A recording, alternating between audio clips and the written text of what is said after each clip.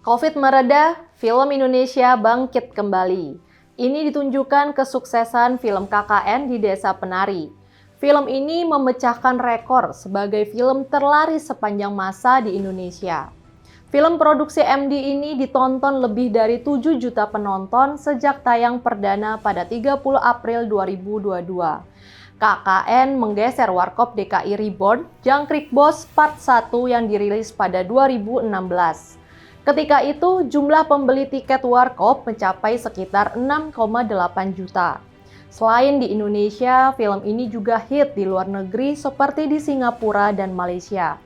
Di dua negara itu, KKN disaksikan 1 juta penonton sejak tayang perdana pada 12 Mei 2022.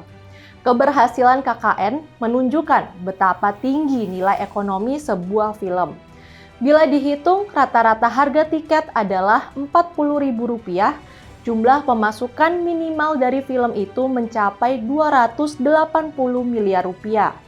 Produsen KKN sendiri mengaku keseluruhan biaya produksi dan pemasaran hanya mencapai Rp30 miliar. Padahal film itu didasarkan pada kisah sederhana. Film KKN diadaptasi dari salah satu cerita horor yang telah viral di media sosial pada 2019. Konon ini adalah kisah nyata sekelompok mahasiswa yang tengah melakukan program KKN, kuliah kerja nyata di Desa Penari. Lokasi syutingnya adalah sebuah desa di Gunung Kidul di Yogyakarta.